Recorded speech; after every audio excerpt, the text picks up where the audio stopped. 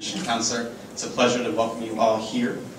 Today you're going to be going through many sessions, and you'll be meeting law enforcement officials at the local level, state level, and you'll be interacting with these folks throughout the day. So it should be a great day. We have great weather. To first welcome you here to the campus, I'd like to introduce the president of Albertus Magnus College, Dr. Julia McNamara.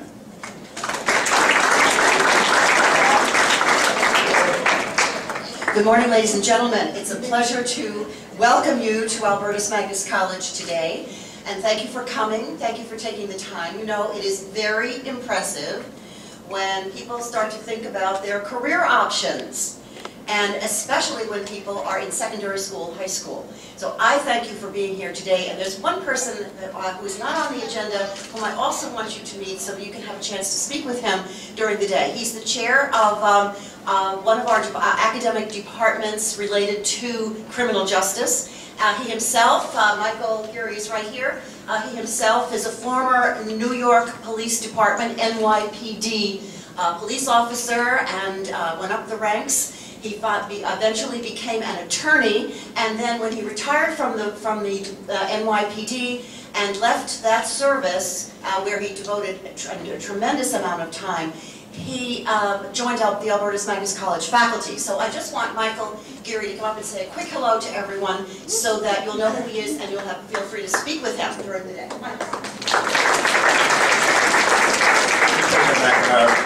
Thank you all for coming out today on a beautiful day. I know it's beginning of the summer and there's a lot of other things to do, and I appreciate your interest in criminal justice and the field of criminal justice as a career. And so welcome. We started the criminal justice department 10 years ago with just a few students, and we've grown over the years to the point where we have 80 CJ majors, and the department is growing by leaps and bounds every year. We have a number of activities for you to do today, and another number of presentations, presenters, so we hope you have a great day. Enjoy the day. At any time during the day you see myself or one of the presenters, please feel free to talk to us about careers in criminal justice and what we do. We have varied experiences between arson investigation, bomb squad investigation, uniform policing, aviation, you know, that sort of thing, emergency service, K-9. So please feel free to ask us any questions you have during the day. We'd be more than happy to help you, and we'd enjoy seeing you in a couple of years as criminal justice fellow employees. So thank you very much. Ladies and gentlemen, as I mentioned a couple of minutes ago, thinking about your careers, thinking about your next steps in life is a very important part of the high school experience. I know that many of you here are juniors and seniors. It is really important for you to take this time today and then to follow up, to continue to search what it is, where is your place in society going to be. And it demonstrates to me clearly, the fact that you are all here today, demonstrates to me clearly that this is something that you already take seriously and that you and your families are thinking about. You are going to hear from some incredibly wonderful, community-oriented service persons here today. You know, anyone who works in higher education, in secondary education, we are all people who serve the community. But you are going to hear today from law enforcement folks who also serve the community in varieties of ways. Think about whether or not you would fit into that type of orientation and program. As you listen to these experienced professionals who have been out there in the field, who have done the real stuff, not just the things that you see on TV, but who are really engaged with their communities and are professional persons whose lives have touched the lives of so many other people, helping in this helping profession that is the profession that seeks to ensure that we, a nation of laws, continue to be that and to be very realistic about that. So I am very happy at this time to welcome you here to Albertus. Use this opportunity and don't be shy about asking these folks. You see them here, you see some of the uniformed police officers, now you know who Mike Geary is, Attorney Mike Geary, and you ask them any questions and ask for more information. That is a really important thing to do. Send them an email after this is all over. They will love to hear from you. Twitter is okay too. Ladies and gentlemen, thank you so much. It's a pleasure to have you here today. Have fun. Thank you. We have one more speaker before we start to go out to the sessions today. For those of you that are from Connecticut, I know we have some out-of-state students today, but for those that are from Connecticut, you have seen him on TV, I'm sure, whether it's during a press conference or a commercial promoting safety during the holidays. It's a pleasure to welcome Lieutenant Paul Vance from the Connecticut State Police.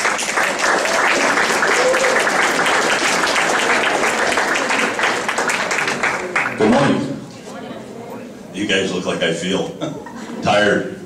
Hey, this is an exciting day. You know, I have formal remarks that I was going to stand at the podium and give to you and listen to Dr. McNamara. She hit the nail right on the head.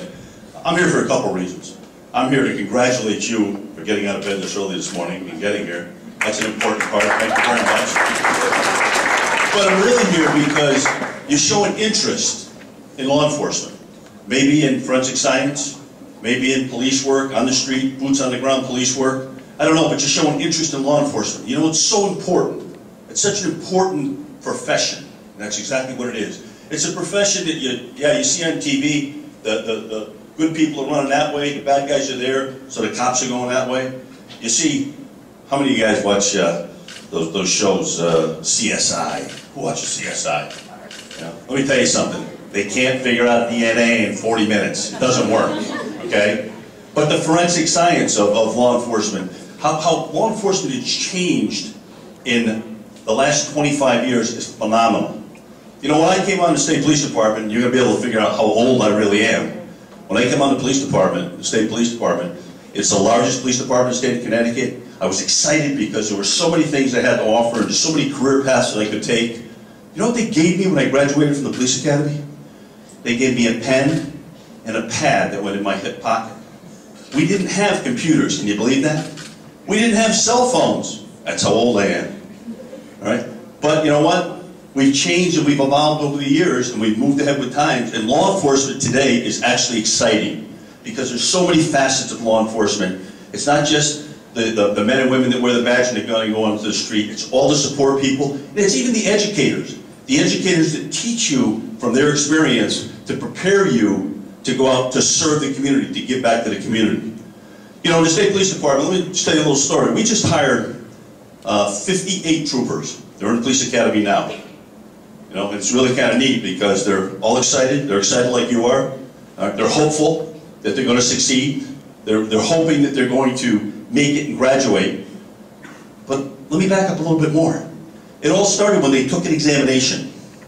They took a written examination, basic knowledge, basic information examination. You know how many people take that exam? Give me a guess.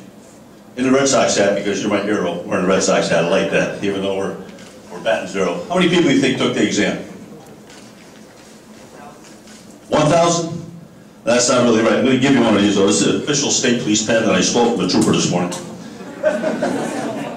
No, not 1,000. It's higher. Be another guess. Yellow shirt.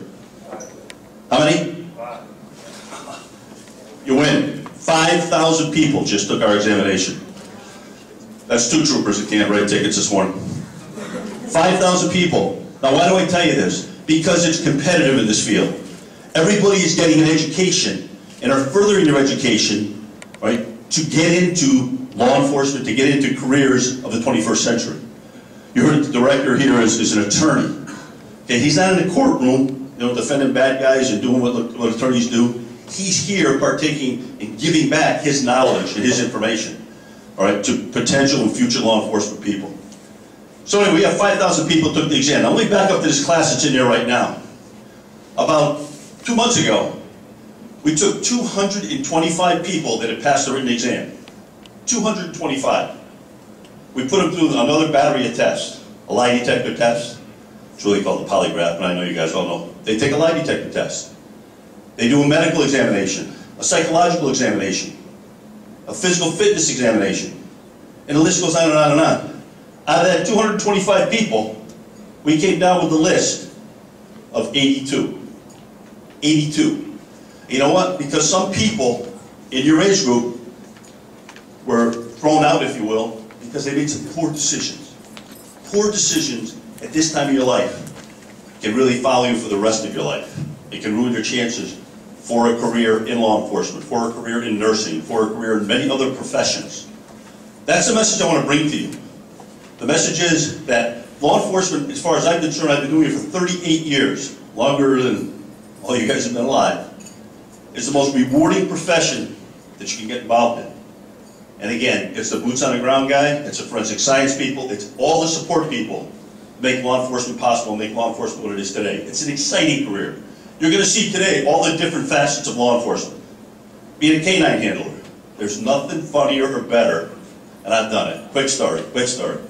I pull up to a burglary in progress about 11:30 at night, up in rural Connecticut, up in Litchfield. Anybody know where Litchfield is? Way up northwest Connecticut? Who's in Litchfield? Anybody? All right, it's way up in northwest Connecticut. 11:30 at night. There's a bad guy breaking into a store. He sees me, he goes, "Oh, feet, don't fail me now," and he starts running. Do I get out and run after him? No. Why? Because I'm a canine handler, I have a dog. And you know what you do? You step out of the car and you go, "Hey, state police, stop or I'll send the dog." He's running. Ranger was his name. Ranger, go get him. I don't even have to run after Ranger, I just gotta walk. Because Ranger's chewing on his left cheek. Right? And you're going, "Ow, ow!" I just follow the screams. Right? And Ranger catches it for me. But that's a neat part of law enforcement. That's another facet, another thing that I learned. You'll see tactical team. There's some folks here from tactical team. You'll see tactical team members today. Yeah, okay, it sounds like all fun and games, but they're highly trained. They learn so much, and we learn so much on a continuous basis. For 38 years, I have not stopped learning. I have not stopped learning. It's an exciting profession. It's energetic. You'll see people from the military. Some of you may be interested in the military police. Right? Many troopers are former military. Trooper Scott over here is a highly decorated, energetic, involved trooper.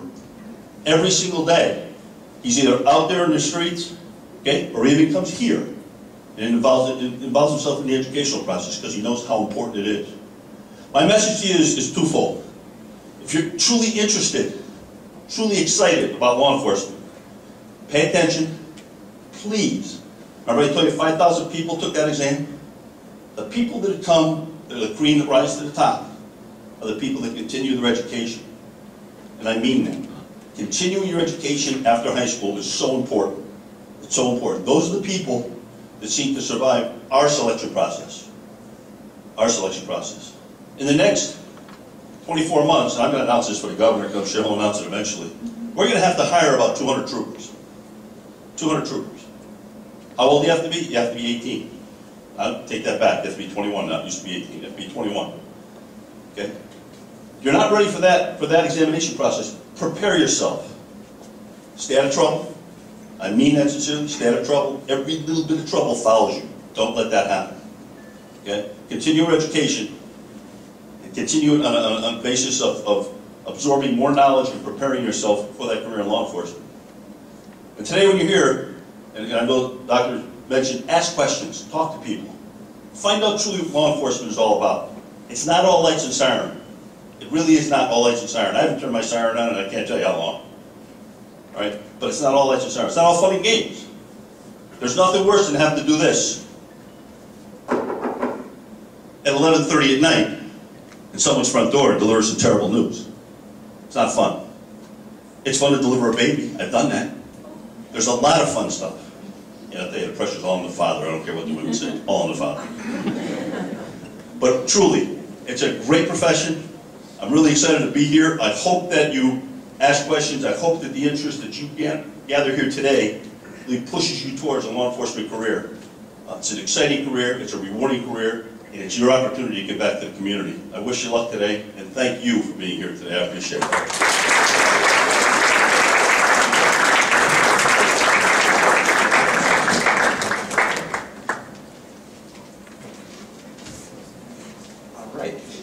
Excellent. Thank you, Lieutenant Vance. So we are about to leave in about 5 minutes. I'm going to explain some housekeeping things before we head out to the sessions. Number one thing, you all received a blue t-shirt today. Did everybody receive a blue t-shirt? We ask that you do wear the t-shirt just because we do have other groups on campus, other student groups, and doing other things on campus. We just want to make sure that we know that you're with our group and the dining hall upstairs. They need to keep track of our students, so we do need to have insurance on. So if you could do that for us, I'd appreciate it. Another thing, I know there are a couple parents here. We ask that the parents do not go to the sessions. We just want those for the students only. We will have a photographer here taking pictures, so there will be pictures available. But does anybody have any questions in the meantime? Okay, so what we're going to do right now is we're going to split up into groups. You've all been assigned on your packets squad letters, squad A, B, C, D, E, and F. So what I'm going to do is I'm going to have squad A. We have our tour guides in the back, so if I could have squad A come up front. And we ask that you all stay in your groups today just because they're evenly dispersed, and that's going to help with the sessions. So squad A is going to meet over here on the left. If I can have squad E come over here on my right.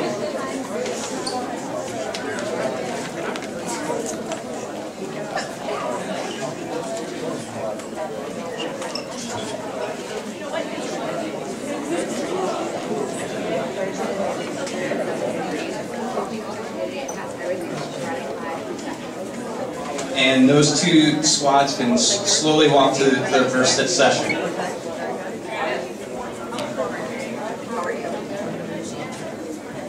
And the tour guides are going to be able to guide you around all day today, so you don't have to worry about getting lost or anything. If you do need restrooms or anything, please feel free to ask anybody in red, myself or any of the staff members here. We will be able to guide you to the restrooms.